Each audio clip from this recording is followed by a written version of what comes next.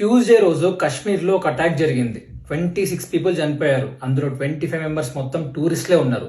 ఒకే ఒక అతను అక్కడ పహల్గామ్ లోకల్ పర్సన్ ఉన్నాడు అనమాట. అతని పేరే సయ్యద్ ఆదిల్ హుసేన్ షా. తను ఎంత పెద్ద సాక్రిఫైస్ చేశాడంటే ఆ సాక్రిఫైస్ చేయడం వల్ల తన ప్రాణాలే పోవడం కాక ఇంకొందరు సేవ్ అవ్వగలిగారు. మనకు తెలుస్తుంది 7 మంది టెర్రరిస్టులు ప్రతి ఒక్కరి దగ్గర AK-47 గన్లు, M4 వెపన్లు, ఇలా పెద్ద పెద్ద వెపన్లు ఉన్నాయి. వాళ్ళు క్లియర్ గా ఒక పర్సన్ ది ముస్లిమా లేదా హిందూ అని ఐడెంటిటీ వెరిఫై చేసిన తర్వాత ముస్లిం అయితే వాళ్ళని టార్గెట్ చేయలేదు.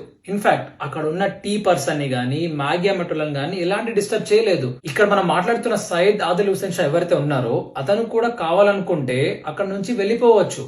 ఎందుకంటే వాళ్ళు ముస్లింస్ ని అటాక్ చేయట్లేదు. కానీ తను మాత్రం ఎవరైతే సరే ఈ అటాక్ చేస్తున్నారో అందులో ఒక మీద పడి వాళ్ళ గన్ లాక్కోవడానికి ట్రై చేశారు. ఇక్కడ తను గన్ను లాక్కునే టైంలో తన ప్రాణాలు పోగొట్టుకున్నాడు. ఈ సమయం ఏదైతే ఉందో తను గొడవ పడే టైం అది చాలా క్రూషియల్. ప్రతి ఒక్క నిమిషం ఇంపార్టెంటే. ఈ టైంలో చాలా మంది అక్కడ నుంచి వెళ్ళిపోగలిగారు. అంటే తన ప్రాణాలు పోగొట్టుకొని తను ఇంకొందరి సేవ్ చేయగలిగాడు. ఒక చిన్న ఎగ్జాంపుల్ చెప్తా. శ్రీనగర్ నుంచి ఢిల్లీకి గానీ, చండీగఢ్ గానీ ఇలా నియర్ బై సిటీస్ కి 5,000 to 6,000 టికెట్ ప్రైస్ ఉంటది.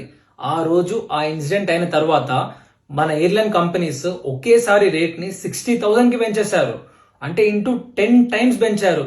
ఆల్రెడీ అక్కడ టూరిస్టులు భయపడుతూ పానిక్ అవుతూ as soon as possible vacate అవుదామని చూస్తుంటే సిటీస్ నుంచి వాళ్ళ యొక్క డిమాండ్, వాళ్ళ యొక్క ఎమోషన్స్ యూజ్ చేసుకొని ఇక్కడ ఎయిర్లైన్ కంపెనీస్ బిజినెస్ జరిపాయి. అప్పుడు మళ్ళీ గవర్నమెంట్ వచ్చి లేదు మీరు ఎట్టి పరిస్థితుల్లో 14,000 కన్నా ఎక్కువ ఛార్జ్ చేయరాదంటే అప్పుడు 60,000 నుంచి 14,000 కి తక్కువ చేశారు. కానీ ఒక నార్మల్ గుర్రం నడుపుకునే ఒక అబ్బాయి రోజుకి ఒక 1,000-2,000 సంపాదించుకునే ఒక నార్మల్ పర్సన్ తన లైఫ్ ని సాక్రిఫైస్ చేయడం కాక ఇంకొందరిని సేవ్ చేయగలిగాడు.